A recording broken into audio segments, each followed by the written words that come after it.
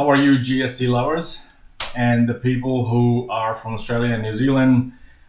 We all understand how GST works in a development side of things, so I'm not going to get into explaining what that is.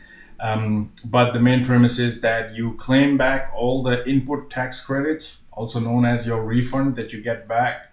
And this is against all the expenses that you incur in the development. So any expenses that you're making towards your development, you can claim them back. So all it is doing here, it is showing you when those expenses are coming in and what is the GST component from those expenses.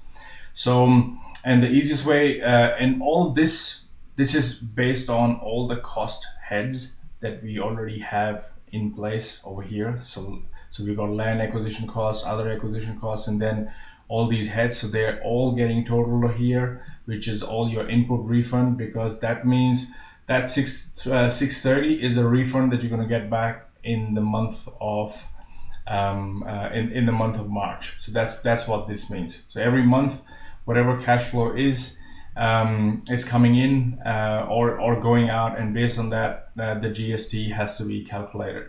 So over here, this is your GST liability payment. All this is doing is calculating the amount of GST that you will owe the Taxation Office when you sell your development.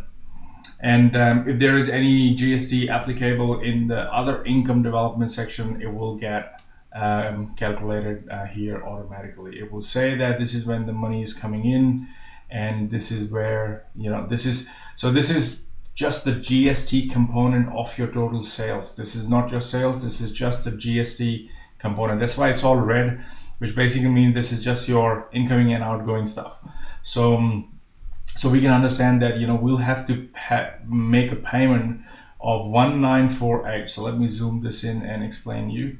What this is telling me is that against all the costs that I've got, I can claim back 954,699.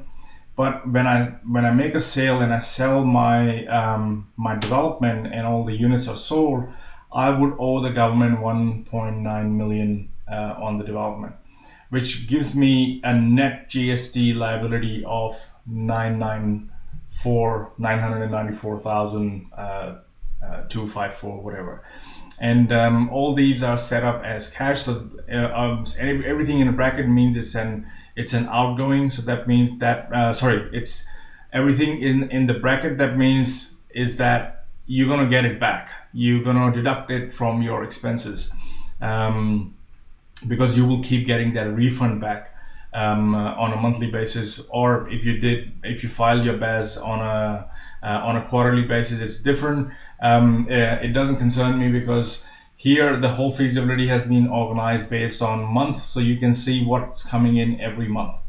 If you want to see what's coming in the next 3 months, you can do a total here and figure out what that amount is going to be if you lodge your BAS on a quarterly basis. But I think it's an overkill. It doesn't really need you don't really need those details, especially from the development side, and especially for the case of feasibility. So there's not much here. The only thing that you have to be careful of is this one little thing. You'll see that we've got finance costs, finance and interest costs here, and the GST in finance and interest costs is shown 0, which is true in a sense. However, there could be expenses that you do for your finance costs, like for example brokerage fee. So if you need to pay somebody a brokerage fee, that would attract GST, and you can claim that GST back. So when we get into our finance section in the next video, we will discuss all these details, but keep in mind that at the moment it shows 0 only because we haven't really done anything in the finance section at the moment. But once we are done with the finance section, to be able to capture that GST from finance section, we will have to come back over here to be able to get that. Now I could have created a separate sheet for this that would have sit just after the finance sheet, so then I can get all the totals here.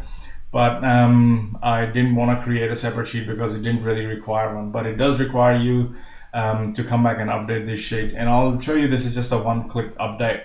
Doesn't really do much, or doesn't really require much of you, but you do have to remember that the finance and interest costs, this big cost bracket, if there are costs in there, for example, all of these, like we've got all the stuff here that is land loan application fee, or setup fee as a percentage, or line fee, or mortgage registration fee, all these things. So if there are certain fees here that do require, that do include GST, again, all that was set up in our lead in a lead master data sheet, which is over here.